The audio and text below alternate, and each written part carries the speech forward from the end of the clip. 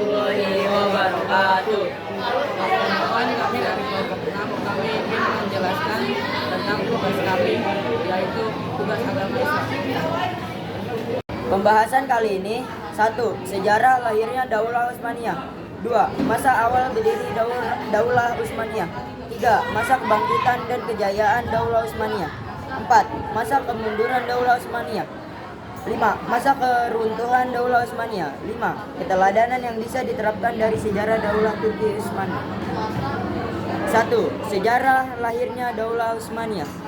Suku Kai merupakan nenek moyangnya Daulah Utsmaniyah yang selamat dan melarikan diri pada saat Genghis Khan dan pasukannya melakukan penyerangan di bawah kepemimpinan Sulaiman.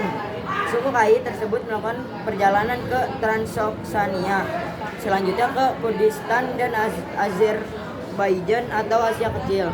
Di sana mereka menetap dan memulai kehidupan baru.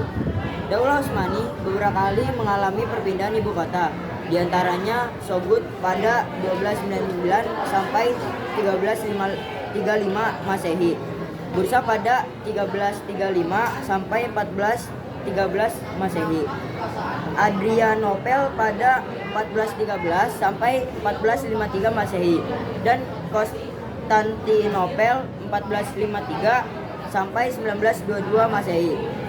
2. Masa awal berdiri Daulah Utsmaniyah. A. Lisman I. Pada tahun 1299, Utsman B berhasil menggagalkan serangan Mongol yang dipimpin oleh Ghozan Khan. Setelah Sultan Alauddin I wafat, Utsman menyatakan diri sebagai pemimpin independen dengan dukungan rakyatnya, mendirikan Kerajaan Utsmani Daulah Utsmaniyah pada 27 Juli 1299 dengan Pura Isyar sebagai ibu kotanya. Dengan keberanian, keadilan, dan keikhlasannya, beliau membangun persatuan suku Turki yang diberikan julukan Al-Ghazali, kesatria. B. Orkan. Orkan menggantikan ayahnya, Utsman I, sebagai pemimpin Daulah Utsmaniyah. Ia memindahkan ibu kota dari Pura Isyar ke Busra, mengangkat adiknya Alauddin sebagai Perdana Menteri, dan membentuk pasukan khusus Janissary. Orkan berhasil menggabungkan wilayah Turkeman, Nicaya 1331, Nicomedia 1337, Skutari 1338, dan Teluk Edremit ke dalam kekuasaannya. C. Murad I. Murad I menggantikan Orkan dan dikenal sebagai pemimpin yang berani, dermawan, dan religius. Selama pemerintahannya, yang Daulah Utsmaniyah memperluas wilayahnya ke Asia Kecil dan Eropa. Ia menaklukkan Adrianopel, diubah menjadi Edirne, dan menjadikannya ibu kota baru. Wilayah kekuasaannya meluas hingga bagian utara Yunani, mengalahkan serangan raja-raja Eropa. Murad I meninggal sebagai syuhada pada tahun 791 H, dan kekuasaan berpindah ke putranya Bayazid I. Sultan Bayazid I dikenal sebagai pemimpin yang berani, pintar, dan semangat memperluas wilayah. Dalam setahun, ia menguasai wilayah Kristen Anatolia dan mendapat gelar Yaldrum, kilat. Keberhasilannya membuat Paus cemas sehingga terjadi perang salib I. Bayazid berencana menaklukkan Konstantinopel, tetapi terhalang oleh konflik dengan Timur Leng, penguasa Islam Sunni keturunan Mongol Turki. 3. Masa kebangkitan dan kejayaan Daulah Utsmaniyah. A. Muhammad I. Sultan Muhammad I berhasil menyatukan kembali dinasti Utsmaniyah setelah perpecahan akibat invasi Timur Leng. Ia menjaga stabilitas dengan menjalin hubungan diplomatik dengan Bizantium dan Fenisia. Dikenal mencintai para ulama, ia memindahkan ibu kota dari Edirne ke Bursa. Sultan Muhammad I wafat pada usia 43 tahun dan digantikan oleh putranya Murad II. B. Murad II. Sultan Murad II melanjutkan ekspansi Utsmaniyah ke Albania, Asia Kecil, Wallachia, dan Hongaria. C. Setelah sempat kalah dalam Perang Salib Kedua, ia akhirnya menang dengan bantuan putranya. Setelah keadaan stabil, ia menyerahkan tahta kepada putranya Muhammad Al-Fatih. C. Muhammad Al-Fatih. Al-Fatih pada saat berusia 21 tahun, beliau sudah mampu menaklukkan Konstantinopel. Usaha yang dilakukan Muhammad Al-Fatih dalam menaklukkan Konstantinopel adalah 1. Membuat kesepakatan dengan negara tetangga seperti Venesia, Magyar, dan Bosnia. 2. Membuat benteng di Selat Bosporus untuk menutup akses bantuan ke Konstantinopel. 3. Mengutus seorang untuk memata-matai kelemahan dan kuatan benteng Konstantinopel. 4. Memerintahkan Tarkan Pasha untuk menemui saudara kandungnya Kaisar Konstantinopel agar tidak mengirim bantuan ke Konstantinopel. D. Bayazid II. Pada masanya, dia termasuk pemimpin yang lemah dan terjadi banyak kekacauan politik. Terjadi banyak perselisihan hingga akhirnya tahun 918 Hijriah atau 1512 Masehi, Sultan Bayazid menyerahkan kekuasaannya kepada Sultan Salim. Sultan Salim I merupakan salah satu khalifah yang paling dihormati, giat dan pekerja keras. Dengan masa kekuasaannya yang singkat, namun beliau berhasil mempersiapkan Daulah Utsmaniyah dalam mencapai titik puncaknya, yakni pada masa Sulaiman Al-Qanuni, putra sekaligus penerusnya. Sulaiman I.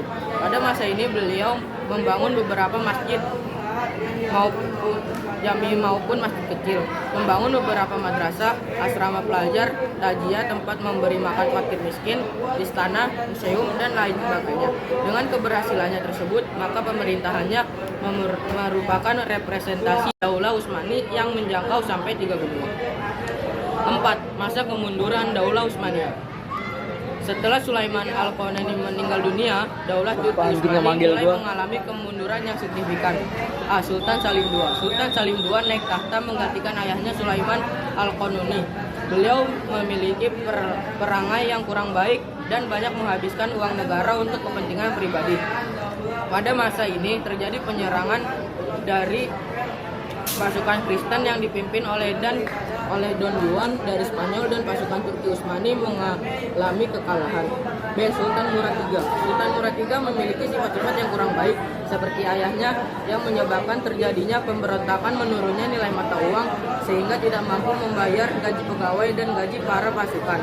C. Sultan Muhammad III. Sultan Muhammad III menggantikan Sultan Murad III setelah menjadi perebutan kekuasaan dengan adik-adiknya. Pada saat menjabat pun banyak terjadi perebutan kekuasaan dalam keluarganya. Sultan Muhammad III meninggal pada tahun 1603 karena sakit serangan jantung. Sultan Ahmed I. Sultan Ahmed I naik tahta menggantikan ayahnya Sultan Muhammad III pada usia 13 tahun dan meninggal pada usia 28 tahun. Beliau meninggalkan warisan bangunan yang cukup megah yang masih bisa dinikmati pada zaman sekarang, yakni Sultan Ahmed I Cami atau dikenal dengan Blue Mosque. Sultan Mustafa. Setelah Sultan Ahmed I meninggal, kepemimpinan diteruskan oleh Sultan Mustafa I. Hal ini pertama kali tampak kekuasaan tidak diteruskan oleh putranya, tetapi digantikan oleh adik tertuanya, yakni Sultan Mustafa I. 5. Masa keruntuhan Daulah Utsmaniyah. Setelah sekian lama mengalami kemunduran, Daulah Utsmaniyah dilanda berbagai krisis, baik pada bidang ekonomi, politik, maupun militer. Hingga akhirnya Kesultanan Turki memasuki masa reformasi di bawah pemerintahan Sultan Abdul Hamid II dan keturunannya, yang merupakan sultan terakhir sebelum Turki berubah namanya menjadi negara republik pada tahun 1924 Masehi dengan nama Republik Turki. 6. Keteladanan yang bisa diterapkan dari kesejarahan Daulah Turki Utsmani. Dari sejarah Daulah Utsmaniyah, kita bisa menerapkan beberapa pelajaran dalam kehidupan sehari-hari, seperti semangat bekerja keras, dan tidak mudah putus asa. Berikut adalah ringkasan dari bentuk-bentuk semangat tersebut. A. Bekerja keras dalam sistem hukum. Daulah Utsmaniyah memiliki 3 sistem pengadilan untuk muslim, non-muslim, dan perdagangan. Hukum dasarnya Al-Quran, Sunnah, Ijma, Qiyas, dan adat setempat. Reformasi hukum di akhir abad 19 untuk keadilan semua golongan. B. Bekerja keras dalam memperkuat militer. Angkatan Darat Utsmaniyah menjadi dan termaju dengan penggunaan senapan, lantat, dan meriam, persiapan masukan tambahan yang mampu mengoperasikan pesawat terbang pada awal abad 20. C. Bekerja keras dalam membangun ekonomi. Lembaga keuangan Utsmaniyah pada abad 17 menjadi yang terdepan sumber ekonomi dari pertanian, peternakan, dan perdagangan. D. Bekerja keras dalam mewujudkan toleransi umat beragama Islam Utsmaniyah, meskipun mayoritas Muslim memberikan kebebasan bagi rakyatnya untuk memeluk agama sesuai keyakinan masing-masing, termasuk Kristen, Yahudi, dan agama lainnya. E. Bekerja keras dalam meningkatkan sains dan teknologi. Kesultanan Utsmaniyah mendirikan perpustakaan dan mengumpulkan buku termasuk dari luar wilayah mereka. F. Membangun dan menghargai bahasa dan budaya. Pemerintah Utsmaniyah merupakan negara yang mengadopsi bahasa, budaya, seni, dan tradisi lokal negara yang dikuasainya serta menambahkan dengan yang baru. G. Membangun dan menghargai arsitektur. Karya arsitektur Utsmaniyah banyak dipengaruhi gaya Persia, Yunani, Byzantium, Islam, dan Eropa Barat. Meskipun demikian, gaya arsitektur Utsmaniyah terpusat pada arsitektur masjid yang menjadi bagian tidak terpisah dari masyarakat, tontonan kota, tatanan kota, dan kehidupan sosial. Sekian dari